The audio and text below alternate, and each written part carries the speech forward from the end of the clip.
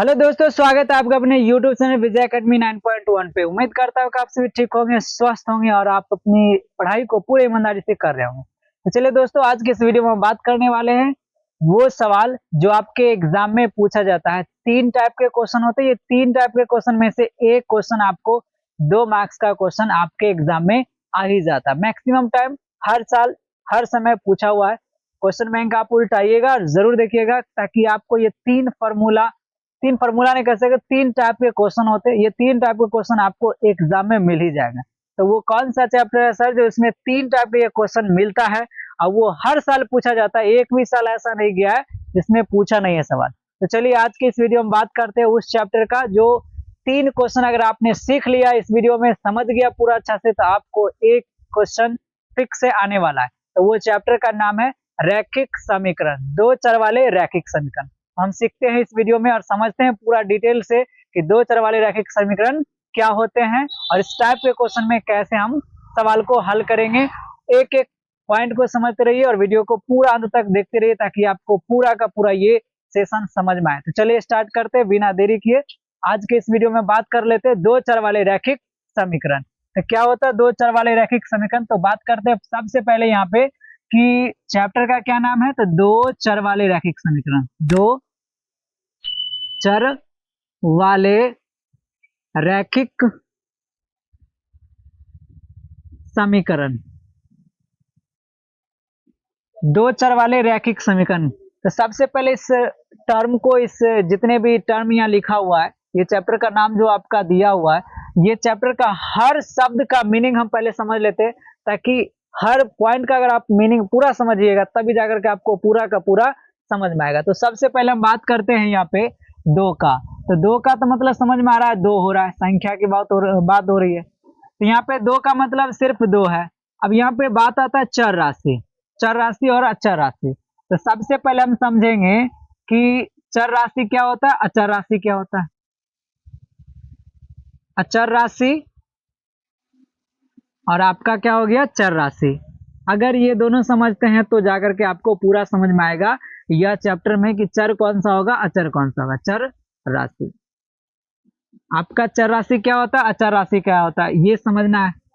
तो सबसे पहले हम बात करते हैं चर राशि का। तो चर राशि क्या होता है सर? तो चर राशि वह मान होता है जिसका मान बदलते रहता है। जैसे अगर हम बोले कि x का मान कभी हम ले लेते हैं 1, कभी ले लेते हैं 2, कभी लेते हैं 3, कभी 4। तो बताइए तो किसका मान बदल रहा है? तो x का मान कभी हम 1 लेंगे, x का मान कभी 2 लेंगे, x का मान कभी 3 लेंगे। तो x y z जो होता है आपका, वो चर राशि होता है जिसका मान समय समय पर क्या होता है, बदलते रहता है। कभी x का मान 1 आएगा तो कभी x का मान 2 आएगा, कभी 3 आएगा, कभी 4 आएगा, कभी -1 आ सकता है, -2 आ सकता है, कभी 0 भी आ सकता है। तो x का मान कभी 1, कभी 2, कभी -1, कभी 0 हो सकता है। तो ये x देख रहे हैं, ये x क्या है, चर राशि है। तो जिसका मान बदलते रहता है उसे क्या बोलेंगे, चर राशि। तो जिस टर्म का मान बदलते रहता है उसे क्या बोलेंगे, चर राशि। तो आपका आ गया x, y और ये z, ये आपका कौन सा राशि हो गया, चर राशि। कभी x का मान 1 होगा, कभी x का मान 2 होगा, कभी y का मान 1 होगा, कभी y का मान -1 होगा या 0 होगा। तो x y z dot dot dot आगे जो भी होगा, ये सभी के सभी क्या होंगे आपके, जिसका मान बदलते रहता है वो आपका हो गया चर राशि। अब बात करते हैं अचर राशि। तो जिसका मान बदलता है वो तो हो गया चर राशि, जिसका मान ही नहीं बदले तो वो हो जाएगा आपका अचर राशि। जैसे हम बोलते हैं 2, क्या 2 हमने ऐसा लिखा, क्या कोई कहेगा ये 5 को 2? नहीं कहेगा, क्योंकि 2 ऐसे लिखते हैं तो आप भी 2 लिखिएगा ऐसा ही। कोई कहेगा 3 तो 3 ऐसे लिखते हैं, क्या 3 बदल जाएगा कल? क्या कल अगर 3 आज ऐसा लिखा रहा है तो क्या कल 3 ऐसे लिखेंगे? ऐसा तो नहीं है। जो संख्या होता है वो आपका होता है अचर राशि।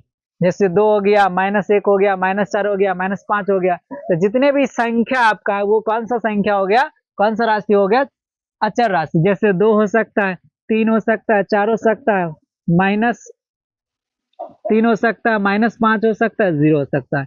तो जो राशि बदल जाए, जिसका मान बदलते रहता है वो होता है चर राशि, और जिसका मान नहीं बदले वो होता है हमारा अचर राशि होता है। जैसे 3, क्या 3 बदल जाएगा कल के बाद? 3 तो आज भी ऐसे लिखते हैं, कल भी वैसा लिखेंगे 3। तो जो संख्या होता है हमारा होता है अचर राशि, और जो एक्स वाई जेड होता है वो हमारा कौन होता है, चर राशि होता है। तो उम्मीद करता हूँ कि चर राशि और अचर राशि में आपको डिफरेंट पूरा का पूरा समझ में आएगा। अब हम बात करते हैं थोड़ा और आगे, रैखिक। अब रैखिक क्या होता है, जैसे अगर मान लीजिए अगर हम लिखे यहाँ अपने ए लिखा, ए का पावर हम यहाँ लिख दिए 0, ए का पावर लिख दिए 1, ए का पावर लिख दिए 2, ए का पावर लिख दिए 3, तो इसमें से कौन ऐसा टर्म होगा जो रैखिक वाला होगा। तो सबसे पहले समझते हैं कि यहाँ पर रैखिक का मतलब क्या होता है। जिस टर्म का पावर, कोई भी टर्म होगा अगर उसके पावर में अगर 1 हो, जिस टर्म के पावर में 1 हो, जैसे यहाँ देखिए क्या है, ए का पावर में कितना है, 1 है। कहने का मतलब ए का घात, जो पावर में रहता है उसे क्या बोलते हैं, घात। यहाँ पे ए का घात हम ले लेते हैं 1। तो जब भी किसी भी टर्म का घात कितना हो, 1 होता है, तो उसे हम क्या बोलते हैं, रैखिक बोलते हैं। तो यहाँ पे हमें पावर जो होना चाहिए 1, किसके मान पे होना चाहिए, चर के मान पे होना, चर के मान पे होना चाहिए कि अचर के मान पे होना चाहिए। चर राशि पे होगा मान घात 1 की अचर राशि पे होगा। तो यहाँ पे हम समझते हैं कि जो भी आपका रैखिक समीकरण होगा, रैखिक समीकरण, वो 2 चर वाले रैखिक समीकरण जो भी होंगे वो रैखिक मतलब घात किसके ऊपर होगा, तो वो होगा आपके चर राशि के ऊपर होगा। जब भी चर राशि के पावर में कितने हो जाए 1, क्योंकि एक्स वाई जेड आपका कौन सा राशि है, चर राशि है। तो यहाँ पे जो एक्स जो है ये आपका चर राशि है, तो चर राशि के घात कितना हो जाए, 1 हो जाए। जब भी चर राशि का घात 1 हो जाए तो यही आपका क्या कहलाता है, रैखिक कहलाता है। ये आपका क्या कहलाता है, रैखिक। तो ये आपका हो गया रैखिक टर्म हो गया। तो रैखिक टर्म किसे कहेंगे, चर राशि का घात यदि 1 हो तो उसे क्या बोलेंगे, रैखिक बोलेंगे। अगर इसी में जोड़ देंगे अब समीकरण, क्या जोड़ने वाले अब, समीकरण। अब ये समीकरण का मतलब क्या होता है सर, तो समीकरण का मतलब क्या होता है, धनी ध्यान समझिएगा। जैसे जैसे मान लीजिए क्या दिया हुआ, ये x दिया हुआ, जब ये x को किसके बराबर लिख देंगे, 0 के बराबर लिख देंगे। जब भी x का मान अगर हम 0 के बराबर लिख देंगे, कोई भी टर्म हो, चर राशि का कोई भी टर्म हो, कोई भी चर राशि हो, जब उसको बराबर दे करके 0 लिख दिया जाता है तो ये आपका कौन सा हो जाता है, समीकरण। ये आपका समीकरण होता है। अब इसमें कौन सा समीकरण होगा ये पता चलेगा जब उसके पावर में, चर राशि के पावर में जैसा होगा मान वैसा आपका नामकरण होगा। अगर मान लीजिए चर राशि के पावर में 1 लिखा हुआ है, बराबर 0 दिया हुआ है, तो ये आपका हो गया रैखिक समीकरण। क्या हो गया, ये रैखिक समीकरण हो गया। ये आपका हो गया रैखिक समीकरण। जब भी चर राशि का पावर 1 रहेगा तो वो हो जाएगा आपका कौन सा, चर राशि का घात में अगर 1 हो तो उसे अब बराबर 0 दिया हो तब उसे क्या बोलेंगे, रैखिक समीकरण बोलेंगे। अब क्या होगा, अगर चर राशि का पावर में हमने लिख दिया 2 और बराबर 0 लिख दिए तो ये आपका हो जाएगा, 1 घात रहता है तो उसे रैखिक बोलते हैं। अब आ गया घात 2, तो 2 घात वाले को बोलते हैं द्विघात। कितना बोलेंगे, द्विघात बोलेंगे। अब बराबर दे के 0 है तो इसे समीकरण बोलेंगे। तो ये हो गया आपका द्विघात समीकरण हो गया। अगर घात 3 आ जाए, अगर x का पावर में कितने आ जाए 3, देखिए टर्म कौन सा हमारा है नीचे, ये आपका हो गया चर राशि एक्स वाई जेड वाला। तो चर राशि का पावर कितना आ गया 3, और 3 जब घात रहता है तो 3 घात वाले को हम बोलते हैं त्रिघात। क्या बोलते हैं, त्रिघात। 3 घात रहता है तो उसे क्या बोलते हैं, त्रिघात बोलते हैं। अब बराबर दे के 0 लिख दिए, इसका मतलब समीकरण हो गया। तो ये हो गया आपका त्रिघात समीकरण हो गया। ये आपका सिर्फ खाली हमने घात वाला टर्म लेकर के हमने बताया है। जब भी हम बताएंगे रैखिक समीकरण का रूप कैसा होता है, द्विघात समीकरण का रूप कैसा होता है, त्रिघात बहुपद त्रिघात समीकरण का रूप कैसा होता है, ये आपका पूरा डिटेल आगे आपका चैप्टर आएगा द्विघात समीकरण में समझेंगे। दोस्तों आज हम समझने वाले हैं रैखिक समीकरण के बारे में। तो हमने रैखिक का मतलब बताया, जब भी किसी चर राशि का पावर 1 हो तो वो होता है आपका रैखिक। और समीकरण क्या होगा, जब भी कोई चर राशि का पावर हो, कुछ भी पावर हो, जब उसको हम 0 के बराबर लिखेंगे तो ये आपका हो जाएगा समीकरण। तो जब भी कोई व्यंजक को 0 के बराबर लिखा जाता है तो वो आपका कहलाता है समीकरण। अब उसमें देखना है कि रैखिक समीकरण है कि द्विघात समीकरण है या त्रिघात समीकरण है, ये उसके नाम के ऊपर डिपेंड करेगा। तो यहाँ पे हमने देखा कि रैखिक समीकरण की बात हो रही है, तो रैखिक समीकरण कैसा हो जाएगा, तो जिसका पावर 1 हो चर राशि का पावर, तो x का पावर 1 लिख दिया बराबर 0, तो ये हमारा हो गया रैखिक समीकरण। तो हमने अभी तक क्या सीखा, मतलब कि 2-3 टर्म के बारे में सीखे। सबसे पहले चर के बारे में सीखे, चर को हमने डिफरेंट बनाया, चर को तुलना की, अचर राशि, चर, अचर, रैखिक और समीकरण। तो चर क्या होता है, अचर क्या होता है, रैखिक क्या होता है, समीकरण क्या होता है, पूरे हमने डिटेल में समझा। तो अगर वीडियो समझ में आ रहा है दोस्तों तो वीडियो को लाइक जरूर कर लीजिएगा। चलिए इससे आगे हम समझते हैं और देखते हैं इससे आगे हम क्या समझने वाले हैं। तो चर हमने समझा, अचर समझा, रैखिक समझा। अब हम बात कर लेते हैं कि दो चर वाले रैखिक समीकरण का रूप कैसा होगा। दो चर वाले रैखिक समीकरण का सर रूप कैसा होगा, तो आप रूप समझ लेते हैं कि दो चर वाले रैखिक समीकरण का रूप कैसा होता है।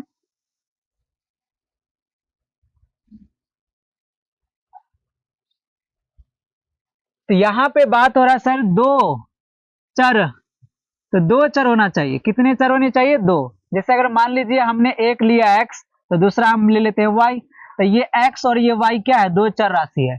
x और y ये क्या है, दो चर राशि है। तो यहाँ पे दो चर राशि लेना है और कैसा समीकरण बनाना है, तो रैखिक समीकरण बनाना है। तो रैखिक का मतलब क्या होता है, घात में कितना होना चाहिए, एक। इसका भी घात में कितना होगा, एक हो गया। अब यहाँ पे क्या लिखेंगे, प्लस एक कांस्टेंट टर्म लिख लेते हैं c, जो आपका चर राशि क्या अचर राशि होगा। कांस्टेंट को बोलते हैं अचर राशि। क्या बोलते हैं, अचर राशि। अचर राशि को क्या बोलेंगे, कांस्टेंट। हमने एक कांस्टेंट लिया c, अब समीकरण बनाना है तो बराबर क्या लिखना पड़ेगा, 0। तो ये हो गया दो चर, एक हमने एक इसके साथ क्या लिया, कांस्टेंट। अब बराबर जब लिख दिया 0 तो क्या कहलाएगा बताइए, दो चर वाले रैखिक समीकरण। कितने समीकरण, दो चर वाले रैखिक समीकरण। अब देखिए यहाँ पे क्या x है, तो x का गुणांक हम ले लेते हैं a1। क्या ले लेते हैं, x का गुणांक हमने क्या लिया, a1 लिया। y का गुणांक क्या ले लेते हैं, b1। ये आपका कांस्टेंट टर्म हो गया आपका एक, तो ये आपका हो गया c1। ये पहला है इसलिए हमने c1 माना, क्योंकि दो चर वाले रैखिक समीकरण चाहिए, हमें दो गो चाहिए। तो ये तो हो गया पहला दो चर वाला रैखिक समीकरण, तो ये पहला हो गया। अब हम चलते हैं दूसरा। तो पहला समीकरण में हमने x लिया, y लिया, चर राशि। तो इसमें भी क्या लेंगे, चर राशि x और y ही लेंगे। प्लस दे दिए, इसका भी घात कितना होगा, एक होगा, इसका भी घात कितना होगा, एक होगा। कांस्टेंट टर्म यहाँ हमने c1 माना, यहाँ कांस्टेंट टर्म हम मान लेते हैं c2। अब बराबर लिखेंगे तो ये हो जाएगा 0 दे करके, बराबर दे के 0 लिखेंगे तो क्या हो जाएगा, समीकरण। तो यहाँ भी देख सकते हैं कि x का पावर 1, y का पावर 1, तो ये दोनों क्या है, राशि, चर राशि है। तो दो चर राशि वाले क्या हो गया, समीकरण हो गया। अब पावर 1 है तो क्या बोलेंगे, रैखिक। तो दो चर वाले रैखिक समीकरण, बराबर दिए तो 0 हो गया, तो समीकरण काला गया। अब यहाँ पे हमने लिया था पहला समीकरण में x का गुणांक a1, ये दूसरा समीकरण, तो इसे क्या लेते हैं, x का गुणांक a2 ले लेते हैं। y का गुणांक क्या लेंगे, b2 लेंगे। ये हो गया आपका c2 हो गया। तो जब भी किसी भी संख्या के या कोई भी चर राशि का अगर घात कितना रहे, एक रहे, तो जब भी किसी भी चर राशि का घात एक रहता है तो जो चर राशि रहता है वैसा ही लिख दिया जाता है। मतलब कहने का यह है, जैसे मान लीजिए x का पावर हमने एक लिखा, इसका मतलब है x है। अगर y का पावर हमने एक लिखा तो y को कितना बार लिखा जाएगा, एक ही बार लिखा जाएगा ना, मतलब y हो गया। अगर z का पावर एक लिखते हैं तो मतलब क्या है, z ही है। तो अगर कोई संख्या हो या कोई चर राशि हो, अगर उसके पावर में एक है तो एक लिखिए या नहीं लिखिए, ये आपके ऊपर डिपेंड करता है। क्यों, क्योंकि घात में एक छुपा रहता है, गुना में एक छुपा रहता है, भाग में एक छुपा रहता है। ऐसा टर्म मैथ का होता है। अब यहाँ पे पावर एक लिखना है तो लिखिए, नहीं तो डायरेक्ट x लिखिए। x अगर हम लिख रहे हैं इसका मतलब है इसका पावर में कितना है, एक है, घात में एक है। तो आप जैसा चाहे वैसा लिख सकते हैं। तो अब हम यहाँ क्या करते हैं, हमने समझाने के लिए घात में एक लिखा था, पावर में एक। अब इसको हम क्या करते हैं, खत्म कर देते हैं, अलग कर देते हैं, मिटा देते हैं। तो ये आपका आ गया दो चर वाले रैखिक समीकरण का, ये आ गया आपका व्यापक रूप। व्यापक रूप हो गया। आपसे एग्जाम में पूछा जाता है दो चर वाले रैखिक समीकरण का व्यापक रूप क्या होता है। दो समीकरण का, जो दो चर वाले रैखिक समीकरण होते हैं, इसके व्यापक रूप क्या होता है, तो क्या बोलेंगे, a1x plus b1y plus c1 बराबर 0 बोलेंगे। दूसरा समीकरण क्या बोलेंगे, a2x plus b2y plus c2 बराबर 0। तो ये हो गया आपका दो चर वाले रैखिक समीकरण का व्यापक रूप हो गया, ये आपका स्टैंडर्ड फॉर्म हो गया। अब इस रूप का जो भी होगा समीकरण, वो कौन सा समीकरण होगा, तो दो चर वाले रैखिक समीकरण होंगे। एग्जाम्पल से हम बात कर लेते हैं। a1 के जगह पे हम ले लेते हैं 2, और यहाँ पे चर राशि कौन सा बताइए, x है, प्लस प्लस हमने दिया। b1 के जगह पे लिख लेते हैं 3, और y हो गया आपका चर राशि, प्लस c1 के जगह पे हम लिख लेते हैं 2 बराबर 0। अब यहाँ देखिए a2 के जगह पे लिख लेते हैं 4, कांस्टेंट टर्म आपका 4 हो गया, यहाँ पे चर राशि हो गया x, प्लस अब b2 के जगह पे लिख लेते हैं 4, और y तो है ही साथ में, प्लस c2 के जगह पे लिख लेते हैं 3 बराबर क्या हो गया, 0। अब ये आपका कौन सा समीकरण का उदाहरण हो गया, तो ये दो चर वाले रैखिक समीकरण का ये एग्जाम्पल हो गया। अगर इस टाइप का अगर है, इस रूप का अगर ये है, तो ये आपका होगा दो चर वाले रैखिक समीकरण। तो ये तो आपका हो गया दो चर वाले रैखिक समीकरण का रूप हो गया, इसका हमने एक एग्जाम्पल दिया। अब यहाँ पे कोई पूछे कि a1 का मान कौन सा है, तो ये आपका पहला समीकरण है, ये आपका दूसरा समीकरण। तो a1 का मान पूछेगा तो पहला समीकरण में देखना a1 का मान कौन होता है, x के बगल वाला। तो a1 का मान क्या होगा, x के बगल वाला। तो बताइए a1 का मान कितना हुआ, यहाँ पे 2। यहाँ पे क्या हुआ b1 का मान, तो b1 के जगह पे यहाँ हो गया 3, और c1 के जगह पे कितना हो गया 2। अब इसी में बात करेंगे a2 का मान कौन होगा, तो क्या बोलेंगे a2 मतलब समीकरण दूसरा, 2 की बात हो रही है 2। तो a2 दूसरा समीकरण में देखना है, दूसरा समीकरण में बताइए a2 की जगह पे कितना 4, b2 की जगह कितना 4, और c2 की जगह कितना 3, बराबर 0 है। 0 यहाँ भी 0, यहाँ भी 0, यहाँ भी 0। तो ये आपका हो गया दो चर वाले रैखिक समीकरण का एग्जाम्पल हो गया। अगर इस रूप का होगा कोई भी समीकरण, तो वो आपका होगा दो चर वाले रैखिक समीकरण के एग्जाम्पल होंगे। ये आपका स्टैंडर्ड फॉर्म है, ये आपके ऑब्जेक्टिव में पूछा जाता है। तो चलिए अब हम बात करते हैं, ये दो चर वाले रैखिक समीकरण है, इसमें x का मान कैसे निकालेंगे और y का मान कैसे निकालेंगे, ये सवाल है। तो इसमें क्या निकालना पड़ेगा, x का मान और y का मान, क्योंकि यहाँ पे कितने चर राशि है, एक x हो गया, एक y हो गया। तो जितने चर राशि होते हैं उतने उसके क्या होते हैं, मान होते हैं। यहाँ पे चर राशि 2 है, तो इसका मान भी कितने आएंगे, 2 आएंगे। 2 नहीं आएंगे, 2 मतलब एक दो कहने वाला नहीं, 2 मान आएंगे, एक एक दो मान आएगा, अलग अलग मान, या तो वो 3 हो सकता है, या तो वो 4 हो सकता है, कुछ भी मान आ सकता है। 2 गो मान आएगा, नहीं अलग अलग 2 मान आएंगे। तो यहाँ पे अब हम समझ लेते हैं, हमने तो अभी तक सीखा कि दो चर वाले रैखिक समीकरण का रूप कैसा होता है, एग्जाम्पल। अब हम बात करते हैं दो चर वाले रैखिक समीकरण को हल करने के कितने नियम होते हैं और कैसे हल किया जाता है। तो अब हम समझते हैं कि ये दो चर वाले रैखिक समीकरण है, तो इनको हल करने के कितने नियम है। दो चर वाले रैखिक समीकरण को अब हम समझते हैं कि हल कैसे किया जाता है। अब ये हल के बारे में समझ लेते हैं, दो चर वाले रैखिक समीकरण को हल करेंगे तो करेंगे कैसे करेंगे। तो चलिए, जैसे मान लीजिए कि कोई समीकरण है, तो उसको हल करने के कितने नियम होंगे, तो हल करने के 3 नियम। कितने नियम, 3 नियम। पहला को हम बोलते हैं प्रतिस्थापन, प्रतिस्थापन विधि। कौन सा विधि, प्रतिस्थापन विधि कहते हैं इसे। दूसरा विधि का नाम है विलोपन विधि, विलोपन। दूसरा विधि का नाम विलोपन विधि। तीसरा विधि का अगर हम बात कर ले, तो ये तीसरा विधि होता है वज्र गुणन विधि, वज्र गुणन विधि बोलते हैं।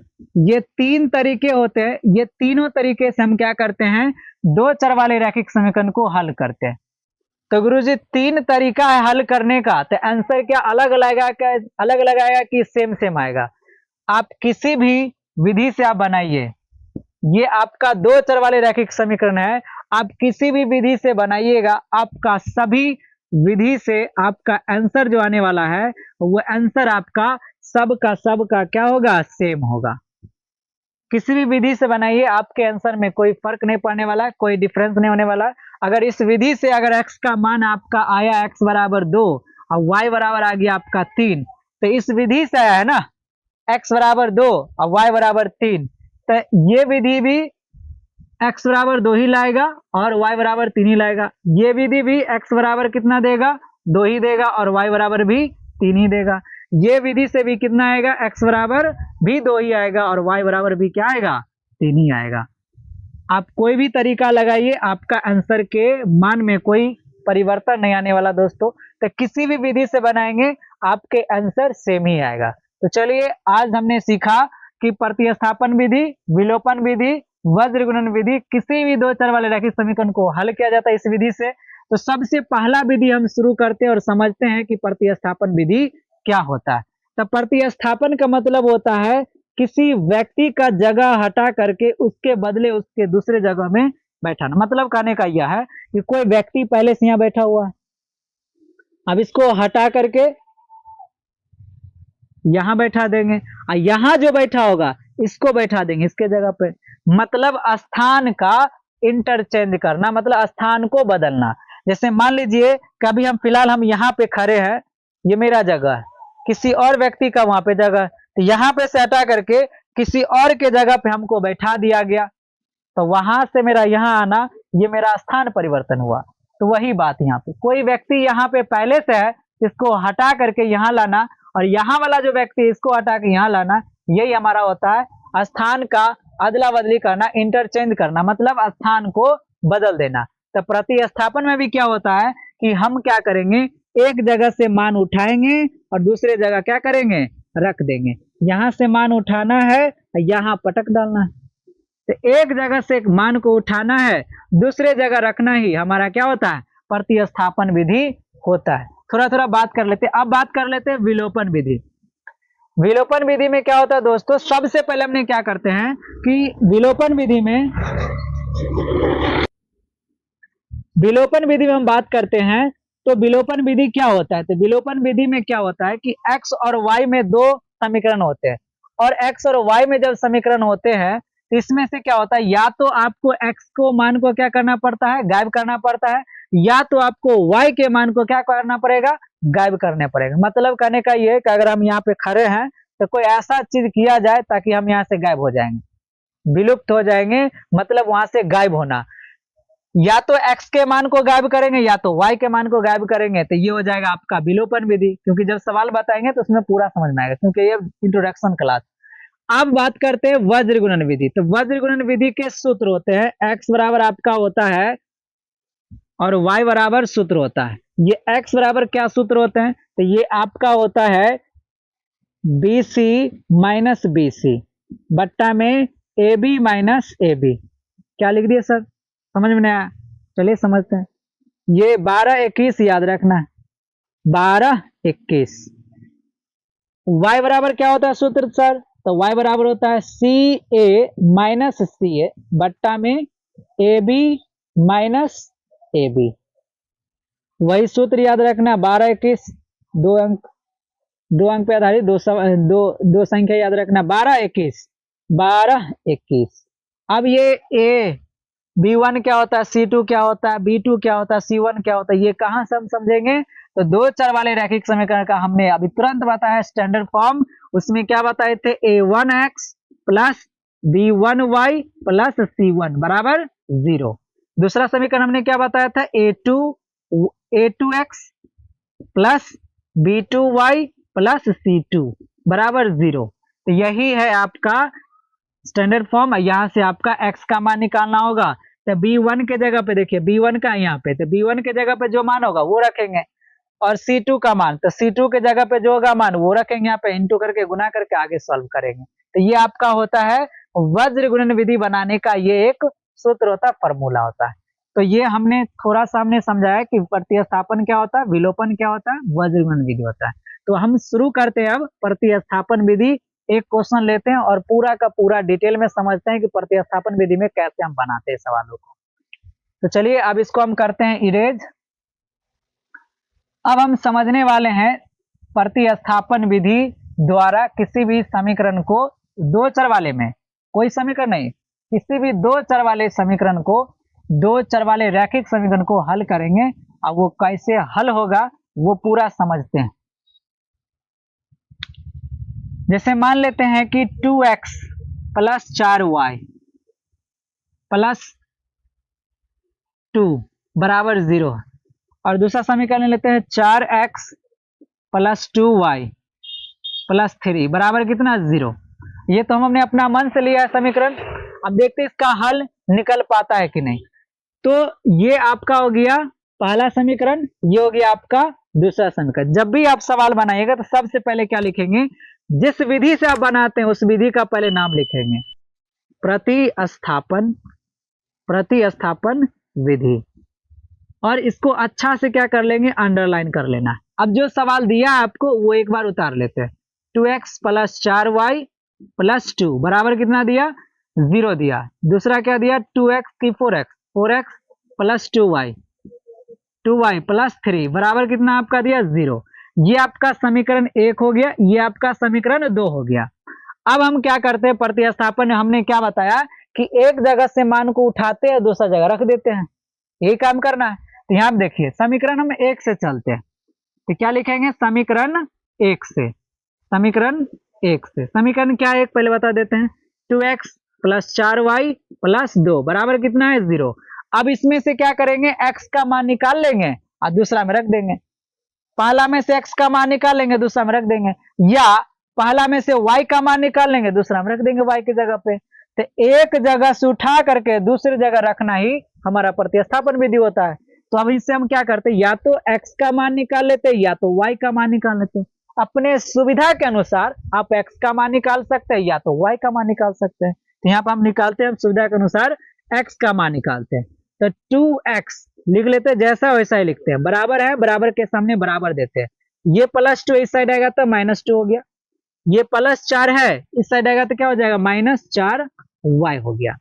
अब ये 2 क्या है, 2x का मतलब हुआ 2 गुना x बराबर आपका है 2 माइनस में, अब 4 भी माइनस 4y भी माइनस में। अब यहाँ देखते हैं 2 गुना में इस साइड आएगा तो भाग में जाएगा, तो ये आ गया आपका x बराबर माइनस 2 माइनस 4y, अब पूरे का बट्टा में चलाएगा क्योंकि ये पूरे के पूरे इधर आ रहा है भाग में। ये आपका हो गया समीकरण 3, समीकरण 1, समीकरण 2, समीकरण 3। अब हमने क्या कहा था कि पहला समीकरण में से x का मान निकाल लिए, अब क्या करेंगे, दूसरी जगह पर रखना है। तो दूसरा जगह कौन सा बताइए, समीकरण दूसरा है। ये आपका समीकरण पहला से चले तो दूसरा में जगह कौन सा आपका बच गया, समीकरण 2 वाला। तो अब x का जो मान आया ये x के मान समीकरण 2 में रख लेते हैं। अब x का मान किस में रखेंगे, समीकरण 2 में। x का मान समीकरण किस में रखेंगे, 2 में। समीकरण 2 में रखने पर पहले देख लीजिए समीकरण 2 क्या है, 4x है प्लस 2y है प्लस 3 है बराबर कितना है, 0 है। अब देखिए x का मान निकालें तो x के जगह पे क्या लिखेंगे बताइए, x के जगह पे क्या लिखेंगे बताइए, माइनस 2 माइनस 4y और बट्टा में कितना है, 2 है। आगे क्या है, प्लस 2y और प्लस 3 बराबर कितना है, 0 है। अब क्या करेंगे, अब ये 4 से ऊपर वाले में दोनों में गुना करेंगे, तो 4 से ऊपर में गुना करेंगे, देखिए क्या है, ये प्लस है ये माइनस है, तो हो गया माइनस, 4 दूना हो गया 8, ये माइनस, ये प्लस है ये माइनस, तो माइनस, और 4 चौका कितना हो गया 16, y हो गया, बट्टा में कितना है, 2 है। प्लस आगे क्या है 2y और प्लस 3 है बराबर 0। अब हम क्या करते हैं, जितने भी x और y वाले टर्म हैं उसको एक साइड लिख लेते हैं और बिना x और y वाले टर्म को उस साइड ले जाते हैं। तो यहाँ पे आपका आ गया -8 -16y बट्टा में 2 प्लस इधर क्या है 2y, ये प्लस 3 इस साइड आएगा तो क्या हो जाएगा बताइए, -3 हो जाएगा। अब इस माइनस प्लस 2y के बट्टा के नीचे कुछ नहीं तो कितना होगा, 1 होगा। अब यहाँ पे क्या करते हैं, 2 और 1 का एलसीएम लेते हैं, 2 और 1 का एलसीएम लेते हैं, क्या आएगा, 2 और 1 का एलसीएम 2 आ गया। अब 2 से भाग देंगे, 2 में आ गया 1, 1 को पूरे में गुना करेंगे तो क्या हो जाएगा, -8 -16y। अब ये प्लस है आपका, प्लस देंगे। अब 1 से भाग देंगे, 2 में 1 2 आ गया। अब 2 को 2y से गुना करेंगे तो 2 दूना 4y बराबर आपका आ गया -3। अब यहां से देखते हैं कि यहाँ पे -16y है प्लस 4y। तो दोस्तों हम बताए हैं बेसिक वाले क्लास में कि माइनस और प्लस, तो प्लस माइनस घटता है, बड़ा वाला साइन होता है, मतलब जिसका साइन ज्यादा होगा वो मान उतरेगा। क्योंकि यहाँ पे तो गुना तो नहीं है कि प्लस माइनस माइनस कर दे, ये जोड़ घटाव के रूप में। तो याद रखना है जब भी किसी टर्म में अगर प्लस माइनस हो और सेम साइन वाला हो या सेम जाति का हो, जैसे यहाँ y ये भी y है तो -16y प्लस 4y। तो ये दोनों में ध्यान देना है कि अगर दोनों जाति सेम सेम हो और घटाना जोड़ना हो तो याद रखना प्लस माइनस होगा तो घटा देना, और जिसका ज्यादा साइन होगा वो उतार देना। तो सबसे पहले -8 है तो उसको हम पहले उतार लेते हैं। तो ये तो आपका हो गया, किसमें चल रहा है, ये चल रहा है, ये चल रहा है आपका समीकरण 2 में चल रहा है। तो ये आपका हो गया -8। अब यहाँ पे इसको घटाना है तो -16y में से +4y जाएगा, +4y जाएगा तो कितना आ जाएगा बताइए, 12 और 4 16। तो ये आ गया -12y। अब बट्टा में कितना सर 2 है, बराबर में कितना आ जाएगा -3। अब इस -3 के नीचे कुछ नहीं तो कितना 1 है। अब हम क्या करते हैं, क्रॉस गुना करते हैं, क्रॉस। अब ऊपर वाले को इसके नीचे से गुना करेंगे, इसके नीचे वाले को ऊपर वाले से गुना करेंगे। तो -8y -12y को 1 से गुना करेंगे, इतना ही रह जाएगा, बराबर है, हम बराबर देंगे। अब ये 2 को -3 से गुना करेंगे तो ये प्लस ये माइनस, तो माइनस हो गया, 3 दूना 6 हो गया। अब हम यहाँ क्या करते हैं कि जो y जो वाला टर्म जो है ये माइनस में, हम चाहते हैं इसको प्लस बनाना, हम क्या चाहते हैं इसको प्लस बनाना। तो ये क्या करते हैं, ये -12 को इस साइड ले आते हैं। तो इस साइड पहले से क्या बताइए -8 है, और ये प्लस वाला है कि माइनस वाला, ये माइनस वाला टर्म है तो इसको इस साइड ले आते हैं। तो ये माइनस इस साइड आएगा तो प्लस हो गया 6, बराबर है बीच में तो बराबर दिए। अब ये -12 इस साइड आ गया तो हो गया प्लस y हो गया। अब देखिए इसमें क्या प्लस माइनस है तो घटेगा, बड़ा वाला साइन उतरेगा, मतलब कहने का जिसका साइन ज्यादा होगा वो उतर जाएगा। तो बताइए यहाँ पे किसका साइन ज्यादा, माइनस का साइन ज्यादा कि प्लस का ज्यादा, प्लस माइनस घटता है, ज्यादा वाला साइन उतरता है। तो यहाँ बताइए कितना हो जाएगा -2। अब बराबर इस साइड कितना है 12y। अब ये 12 गुना में इस साइड आएगा तो भाग में आएगा, तो -2 बट्टा 12 हो गया, बराबर में इस साइड क्या हो गया y बच गया। अब ये 2 से कट जाएगा, 2 1 2, 2 6 12, नहीं तो ऊपर कितना बच गया -1 बच गया ऊपर, बट्टा के नीचे कितना बच गया 6, बराबर आ गया आपका y का मान -1 बट्टा 6 आ गया। तो ये आपका आ गया -1 बट्टा 6 बराबर y। तो y का मान कितना आ गया -1 बट्टा 6 आ गया। अब ये y का मान या तो आप समीकरण 1 में रख सकते हैं, या तो 2 में रख सकते हैं, या तो 3 में रख सकते हैं। आप अपने सुविधा के अनुसार देख सकते हैं कि किसमें मान रखने पर जल्दी आंसर आएगा। तो ध्यान देखिए, इसमें रखेंगे तो बहुत जोड़ घटाव करना पड़ेगा, इसमें भी रखेंगे तो बहुत ज्यादा जोड़ घटाव करना पड़ेगा, लेकिन इसमें देखिए y का मान यहाँ रखना है, जोड़ना घटाना भाग देना आ जाएगा आंसर। तो हम क्या करते हैं, ये y का मान जो आया है ये समीकरण 3 में रख लेते हैं। y का जो मान आया है इस y के मान को समीकरण 3 में रख लेते हैं। तो क्या करेंगे, समीकरण 3 में रखने के बाद हल करेंगे। अब तो y का मान समीकरण 3 में रखने पर, समीकरण 3 में रखने पर, समीकरण 3 क्या बताइए, x बराबर आपका समीकरण 3 है -2 -4y बट्टा में कितना है 2 है। अब बताइए -2 तो -2, माइनस का तो माइनस है, 4 का 4 उतार दिए, y का मान कितना है सर -1 बट्टा 6 आया, माइनस में आया इसीलिए ब्रैकेट में लिखेंगे -1 बट्टा 6, बट्टा में पूरे कितना चल रहा है सर 2 चल रहा है। चलिए ठीक है, -2 का तो -2 लिख दिए सर, ठीक, ये माइनस ये माइनस, तो माइनस माइनस क्या हो जाएगा प्लस हो जाएगा। 4 को 1 से गुना करेंगे 4 हो गया, बट्टा में कितना है 6 है। ये 2 के नीचे कुछ नहीं तो कितना होगा, एक किसी भी संख्या के नीचे मतलब भाग में एक छुपा रहता है, तो हमने वही काम किया। अब ये क्या है, बिचला बट्टा आपका हो गया, ये बिचला बट्टा हमने दिया, बट्टा के नीचे कितना है 2 है, ठीक। अब देखिए क्या है, अब ऊपर आ गया आपका भिन्न का जोड़, बट्टा के नीचे आ गया आपका 2। तो पहले क्या कर लेते, ऊपर वाले का भिन्न का जोड़ का कर लेते सॉल्व। 1 और 6 का एलसीएम लेंगे, आएगा आपका 6, 1 से भाग देंगे 6 में 6 आ गया, 6 को 2 से गुना करेंगे 6 दूना 12, माइनस लगा हुआ माइनस दिए, प्लस है तो प्लस हो गया, 6 में 6 से भाग लेगा 1, 1 को गुना करेंगे 4 से हो गया 4। अब ये बिचला बट्टा ये बचा हुआ आपका बिचला बट्टा दे दीजिए, ये आपका बिचला बट्टा बचा हुआ था, बीच वाला बट्टा हमने दे दिया, बीच वाले बट्टा के सामने बराबर लिखना है, और बट्टा के नीचे कितना है 2 है। अब बताइए ऊपर क्या बताइए, तब -12 प्लस 4 है, तो अब इसको क्या करेंगे घटाएंगे, तो माइनस कितना बचेगा 8, 8 4 12, बट्टा में कितना बचा 6। अब ये बिचला बट्टा है तो बिचला बट्टा के सामने बराबर लिखना, बट्टा के नीचे कितना है 2 है। अब इसको क्या करेंगे, अब इससे और आगे चलेंगे और तनिक समझना और क्या है देखिए, बिचला बट्टा ये है तो बिचला बट्टा जो है इसको पकड़े रखना है। बिचला वाला बट्टा से पहले वाला बट्टा, मतलब बिचला वाला बट्टा के ऊपर वाले बट्टा को जैसा रहता है वैसे उतार दिया जाता है। तो सीधा करते हैं यहाँ पे सॉल्व और समझते हैं क्या है। तो -8 बट्टा कितना है, 6 है। अब ये देख रहे हैं बिचला वाला बट्टा जो बच गया ये गुना में बदलेगा, किसमें बदलेगा, गुना में, तो गुना लिख दिए। अब ये देख रहे हैं 2 जो है इसके नीचे कुछ नहीं तो कितना 1 है, तो 2/1 हो गया। अब ये नीचे में भी 1 बट्टा आ गया। अब ये क्या होता है कि 2/1 पलट जाएगा गुना में, जैसे ही आएगा यहाँ पे पलट जाएगा। कहने का मतलब ये पलटेगा गुना में जाने के बाद। बिचला वाला बट्टा गुना में बदल गया, अब जो नीचे वाला बट्टा बचा है ये पलट जाएगा, मतलब 2 जो ऊपर में ये नीचे चला जाएगा, 1 जो है नीचे वो ऊपर आ जाएगा। तो 1 आ गया आपका ऊपर और 2 जो बचा वो आपका आ गया नीचे। अब क्रॉस करते हैं इसको, गुना क्रॉस कर लेते हैं, गुना भाग कर लेते हैं। अब देखिए 2 से कट जाएगा, 2 1 2 और 2 चौक 8, फिर कटेगा 2 से, 2 3 6, 2 दूना 4।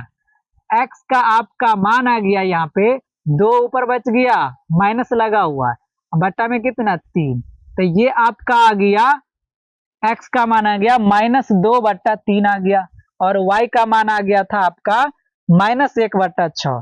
तो ये था आपका प्रतिस्थापन विधि में। कुछ नहीं हमने किया है, समीकरण 1 जो दिया था उसको 1 माने, समीकरण 2 दिया उसको 2 माने, समीकरण 1 से हमने चला तो यहां से x का मान निकला, समीकरण इसे 3 मान लिए। अब ये समीकरण 1 से चले थे इसलिए समीकरण 2 में मान रखे। हमने समीकरण 1 से x का मान निकाला है इसलिए इस x के मान को समीकरण 2 में मान रखे। अब समीकरण 2 में मान रखे, यहाँ पे जोड़ घटाव किए, यहाँ आपका आ गया y का मान आ गया।